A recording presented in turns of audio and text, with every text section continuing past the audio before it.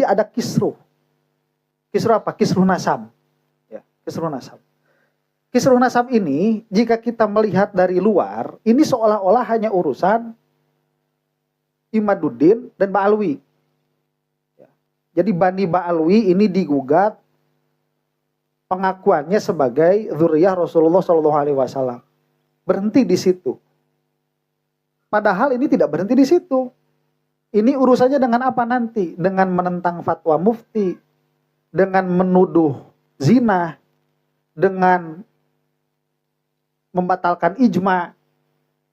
Jadi masalah dalamannya, masalah kuliatnya yang bersinggungan dengan masalah ini banyak. Malah ini berkaitan erat dengan keselamatan, keimanan Ahlus Sunnah wal Jamaah. Makanya kenapa ini menjadi concern, menjadi bagian penting bagi akademisi Ahlus Sunnah wal Jamaah untuk menjelaskan duduk perkaranya masalahnya. Nah sekarang kita coba nih, sebetulnya yang kita hadapi itu siapa? Karena yang kita hadapi itu bukan hanya omongan bahwa Bani Ba'alwi ini batal dzurriyyahnya, bukan hanya itu yang kita hadapi. Nah kita coba kita petakan yang sudah terpolarisasi ini. Jadi kalau kita melihat permasalahannya secara besar, ini ada dua kubu yang berseberangan itu. Satu kubunya Imaduddin, yang kedua kubunya Bani Ba'alwi. Nah, kenapa banyak orang ikut-ikutan? Karena orang yang faham terhadap usuluddin, usulnya agama, yang diserang oleh Imad ini bukan hanya posisi Ba'alwi sebagai keturunannya Rasulullah SAW. Tapi yang diserang oleh Imad ini adalah otoritas alim ulama. Itu diserang tuh. Otoritas mufti diserang tuh. Ijma, ya, Syafi'iyah, Asy'ariyah Maturidiyah, ini diserang sebetulnya. Adanya di mana? Di dalam menganulir semua ketetapan yang menetapkan Bani Ba'alwi ini sebagai dzurriyyahnya Rasulullah. Nah, makanya kita harus cermat melihat hal ini. Kenapa jadi kisruh? Karena memang yang diserangnya bukan itu. Kalau misalkan kubu Imad ini hanya menyerang Habib Bahar misalkan, atau hanya menyerang Habib Rizik, ini gak bakalan rame. Seperti Gus Dur misalkan dulu almarhum, radhiyallahu ta'ala anhu, beliau itu menyerang Habib Rizik. Ini terjadi clash. Ikut-ikutan rame nggak para ulama itu? Enggak, apalagi sampai ke Mesir, nggak ikut-ikutan rame. Kenapa? Karena yang diserangnya individu. Ini yang diserang Bani Ba'alwi. Itu dari Sidna Ubaidillah, ya, bin Ahmad bin Isa. Ini kacau masalahnya, besar. Nah, kita petakan dulu. Ada kelompok Imaduddin. Ini adalah wajah-wajah pembatal nasab. Kelihatan orangnya, ketahuan. Ada siapa di situ? Ada Iman, ada Roma Irama, ada Guru Gembul, ada Fuad Pleret. Itu kelihatan orang-orangnya itu. Ya. Nah, orang-orang ini kita tidak bisa mengatakan ini dikondisikan. Karena itu memang sudah begitu. Tambah lagi yang baru, Marzuki Mustamar itu. Itu bisa jadi ini adalah pengelompokan yang dia itu terjadi dengan sendirinya. Kita tidak bisa mengatakan, oh ini ada backingan apa segala macam. Nggak bisa. Ini satu kelompok, kita tinggalkan dulu yang ini. Yang kedua, yang terserang, yaitu Bani Ba'alwi.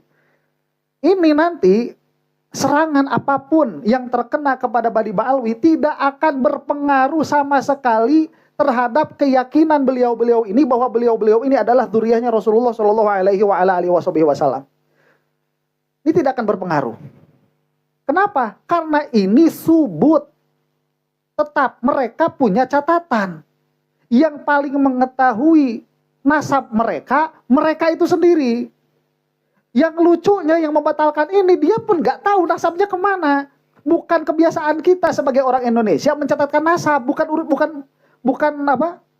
kebiasaan kita. Saya loh nggak tahu uyut saya itu loh dari bapak itu namanya siapa, nggak tahu saya. Kalian tahu nggak? Nggak tahu kan? Karena memang bukan kebiasaan kita.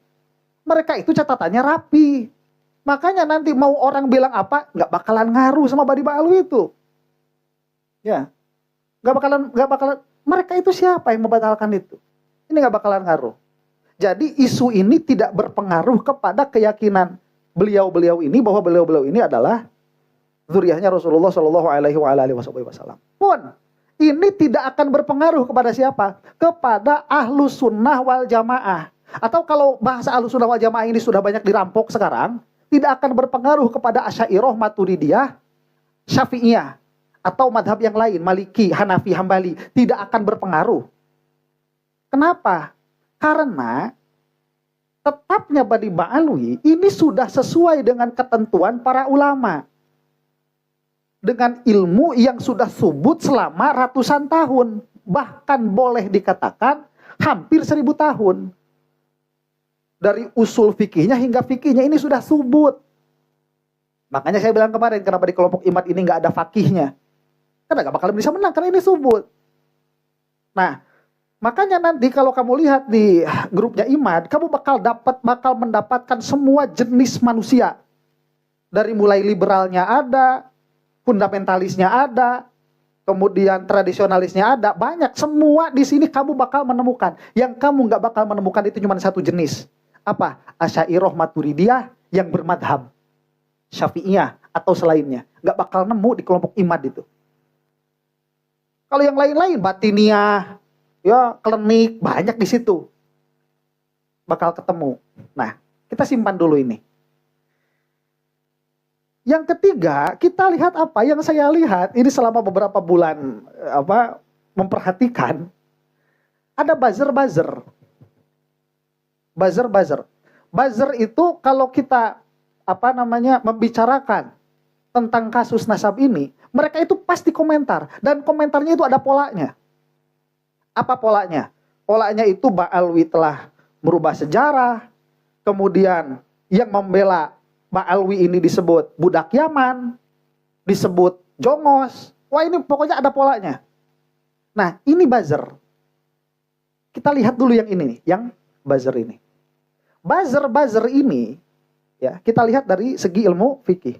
Buzzer-buzzer ini, kita tidak punya kewajiban untuk menyangka mereka itu orang Islam. Kenapa? Karena untuk menetapkan keislaman, itu ada syahadat. Sedangkan buzzer-buzzer ini nggak kelihatan syahadatnya. Pun orang di belakangnya pun nggak tahu siapa. Ada cuma akun-akun aja. Ya, sholat juga kita nggak tahu mereka sholat atau enggak. Jadi tidak ada dalalah, tidak ada dalil untuk mengatakan bahwa buzzer-buzzer ini Islam. Maka kita bisa memastikan, menurut fikih, buzzer-buzzer ini adalah non-Islam. Tapi jangan katakan non-Islam, karena itu tendensius. Kita katakan mereka itu orang-orang tidak beragama, buzzer-buzzer ini. Mereka orang-orang tidak beragama, si buzzer-buzzer ini. Nah, buzzer-buzzer ini, dia tidak akan ada kalau mereka itu nggak ada yang bayar. Karena di belakang akun-akun ini orang-orang, manusia-manusia. Mereka itu butuh makan, butuh beli sabun, butuh jajan, punya anak mungkin sebagian, punya istri. Meskipun kita bisa memastikan mereka tidak beragama, nggak ada dalalahnya. Ya. Nah, ini mereka itu orang-orang tidak beragama. Si buzzer ini. Maka untuk menghadapi buzzer-buzzer ini, kita nggak bisa ngasih dalil-dalil yang sudah disepakati oleh agama. Tidak bisa memberikan dalil-dalil yang disepakati oleh Asy'ariyah, Maturidiyah, Syafi'iyah, nggak bisa. Mereka itu loh seenaknya bilang tes DNA, tes DNA. Itu loh nggak boleh dipakai di Syafi'iyah itu. Untuk membatalkan nasab apalagi sama orang lain. Siapa sih kok nyuruh-nyuruh tes DNA itu? Ya. Kemudian mufti-mufti yang sudah wafat itu dikomentari. Disebut penjajah apa segala macam. Nah, ini si buzzer-buzzernya ini. Ini ada yang mengkondisikan.